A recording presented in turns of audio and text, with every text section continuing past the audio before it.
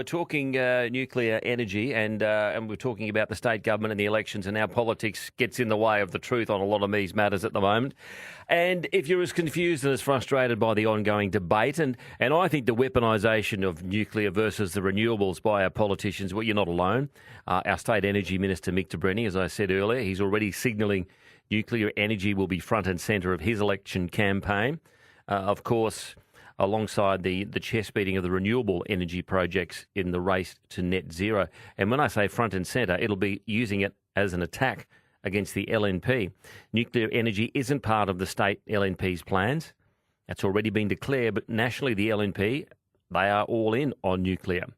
So where does it leave us? Joining us now is a young man by the name of Will Shackel, who might be able to shed a little bit of light on this and give us a couple of truth bombs here. William is the founder of Australia's first youth-led campaign for nuclear energy, Nuclear for Australia. And he's a bit of a trailblazer for trying to legalise nuclear energy. He's helped gather about 20,000 signatures on a petition and appeared in front of an Australian Senate committee in Canberra to argue why he believes it should be legalised. The teenager's he's only 18, got a very strong passion on the issue, to say the least, and is further strengthened by his desire to look out for his generation and the generations to come in the fight against climate change. Good morning to you, William. Now, a little bit of background. Where are you today? I'm actually currently at my school cross country, so it's lucky you're able to get me on a school day, but I'm really happy that I'm able to discuss nuclear with you today. Well, it's great to have you on board because there's a lot of myths and stuff getting around and the politicians are playing silly games with it. Have you got to compete today? I do. It's currently bucketing down with rain. We're at Ipswich. So I'm not really looking forward to it, but I guess I'll have to tie back to nuclear reactor, how it operates. Rain, hail or shine, hopefully I'll be the same in that respect. Yes, let's hope so. Thanks for chatting with us and having a break from being out in the rain. Look, you're strong on the fact that nuclear energy has been demonised politically as well. How do you see our energy future if we continue to ignore... Well, firstly, your response to that, the politicians using it for politicking, and particularly we're starting to see that here ahead of the state election. I think it's an incredibly grave precedent what's happening, and you can already see it with the ads being run by the Labor Party in New South Wales, where they've been producing ads where they've got these AI images of nuclear reactors behind the Sydney Opera House. It is all of the symptoms of a fear campaign. And I think what's really sad about it is Australia is respected around the world for our nuclear science capability. We've got a research reactor 30 kilometres away from the Sydney CBD, which has been safely operating. We're about to have AUKUS submarines. So even despite the fact that it's in contravention with the facts and the science about nuclear power, it also just puts at risk all of this fantastic work Australia's been doing in the nuclear science area. And I think it's a real shame that we're undermining the science in that respect. So I think that politicians are going to have to work out pretty quickly whether they want to prioritise the future of young people like myself and the science, or if they want to just prioritise their short-term political wins. So do you think a lot of it is spin and lies and misinformation? It just simply is. Even if it's, Chris Bowen still mentioning that there's apparently a nuclear waste issue. There just simply isn't. When you look around the world, nuclear power is the only energy source actually able to manage its waste. When you compare it to fossil fuels, we have to breathe in the waste from fossil fuels every single day, and that causes millions of deaths worldwide each year. You compare it to renewables. Renewables, solar panels, wind turbines, they currently end up in landfills. Nuclear waste can be safely managed, but that's another lie. Even with safety, the economics of nuclear, the thing that really astounds me and what I'm specifically campaigning for is for the ban on nuclear power to be lifted in Australia. Australia is the only member of the G20 with a ban on nuclear power. And our politicians are currently defending that 90-0 ban with arguments like, it costs too much and it would take too long to build. They simply have no idea if it would cost too much or take too long to build until they lift the ban. And we know that there are already nuclear vendors from overseas talking to Australian mining companies about micro-nuclear reactors. Craig Scroggy, who's obviously based in Brisbane with his data centres, has been discussing how he thinks that due to the abundant power that those data centres he has require that he thinks that need nuclear. So I think it's such a messy debate at the moment. There's clearly a need for it in Australia. Our current pathway is unproven.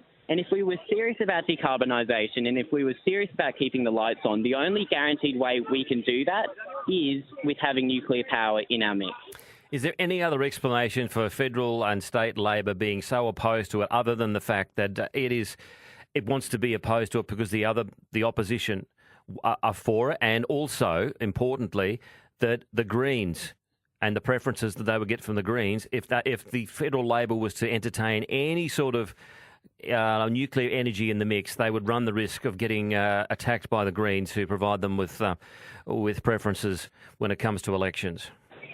Well, I'll be honest, I'm actually not convinced that everyone in Labor and the Greens thinks the same on nuclear power. I think there are many in the Labor movement and the Greens movement who support nuclear power. Even the Australian Workers' Union, one of the most powerful unions in the Labor Party, is a powerful backer of nuclear power. And when you look around the world, it is not normal for the progressive side of politics to be opposed to nuclear power. It is actually quite unusual because you'd think nuclear power is one of the cleanest forms of power. It provides high-paying union jobs. And that's why when you look into, say, the US, Joe Biden is one of the most powerful advocates for nuclear power. You even look to the UK, and what actually surprised me, I only learned this recently, it was UK Labor who was originally the ones championing nuclear power before the Conservative Party was there.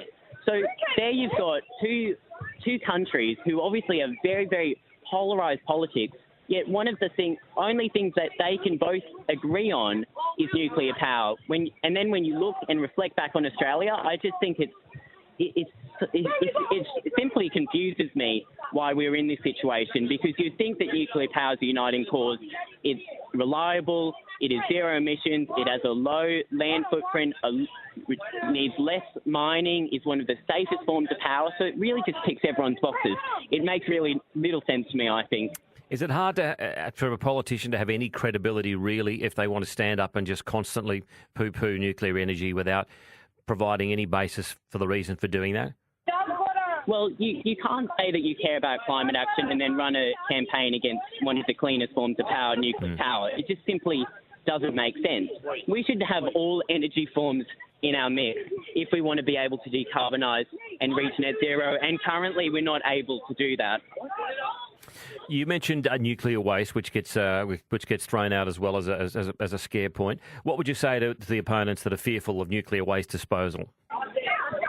So, like I said before, it probably surprises people, but nuclear power is really the only energy source which is able to manage its waste. When you compare it to other energy sources like fossil fuels, we have to breathe in that waste every single day, and renewables, they currently end up in landfill, and there's a lot of renewable, like solar panels and wind turbines, which are accumulating over time. You compare it to nuclear power, and it's a relatively simple issue to be able to address.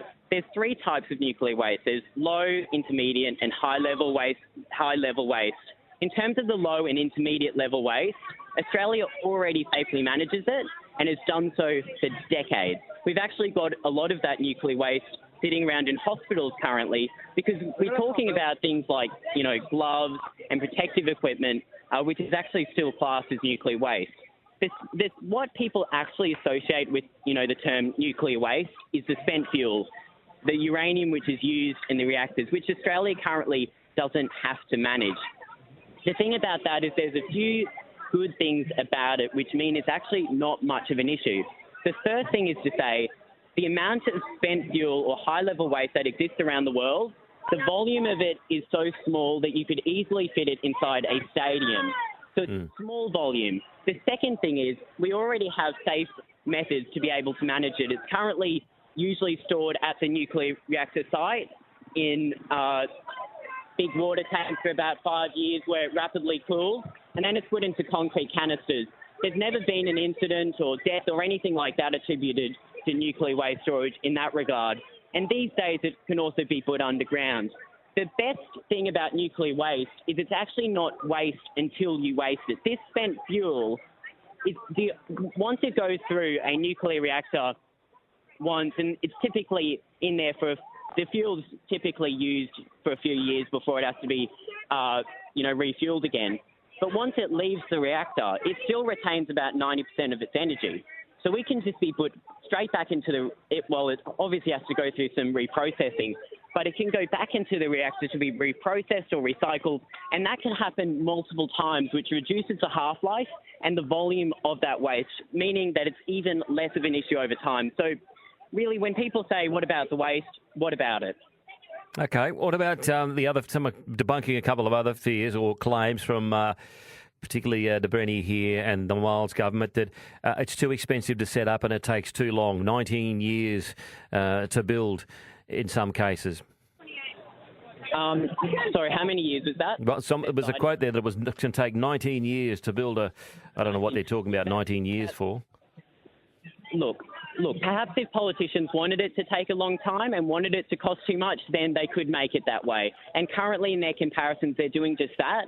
They are trying to represent nuclear as the most expensive power source. And what I'd say is this. A nuclear power station, their claim, would take 19 years to build. That's simply not true.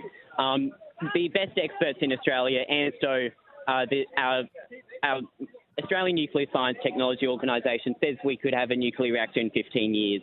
So I'm not sure where they're getting that information from. Perhaps if it's, if those politicians are the ones in charge, perhaps it would take that long. But I think at the end of the day, we need ambition from our politicians.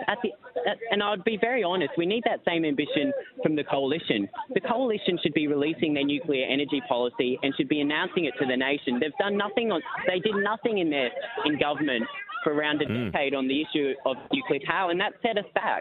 We could have nuclear power stations. We could, be about to open a nuclear power station in Australia if we had acted back then, and we wouldn't have to be dealing with these same issues with higher power bills and, not being on track to reach our emission targets. The thing about, setting up a nuclear industry is obviously there's a high upfront cost, but nuclear power is an expensive way to produce cheap power. Renewables are a cheap way to produce expensive power. Nuclear delivers in the long term. Reactors can last from 60 years to over 100 years for some estimates. So it's a long-term investment, and I can tell you as a young person, I'd definitely appreciate if this generation did something about it now. Okay, well, you've just answered my next question. Maybe a last one to finish up. What does our energy future look like then, given that, if we continue to ignore nuclear, in terms of security and affordability?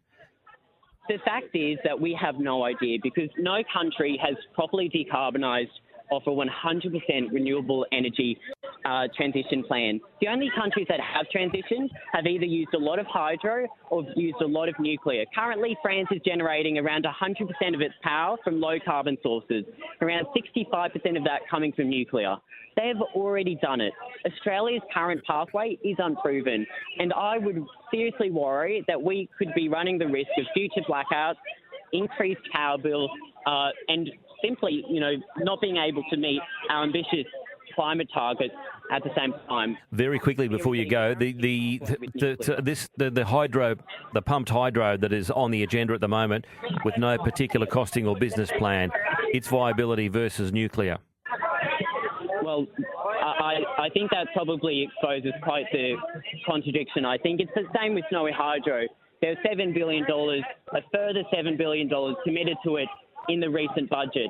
That doesn't actually produce any power. It's made for storage of power, not actually producing any. If you spent that same money on a nuclear reactor, you would be getting low carbon, low cost, safe, reliable electricity. So I think there are so many contradictions, obviously, with politicians' opposition to nuclear power. At very least, they should be able to lift the ban, I think. All right, brilliant. Great to talk with you. You're a little powerhouse when it comes to knowing nuclear energy. I hope you run well today if you get a chance and the rain doesn't stuff things up. Thank you, William. Thank you so much. Really appreciate it. William Shackel, 18-year-old, 18 years of age, talking a ton of sense for the next generation when it comes to nuclear. He's from Nuclear for Australia.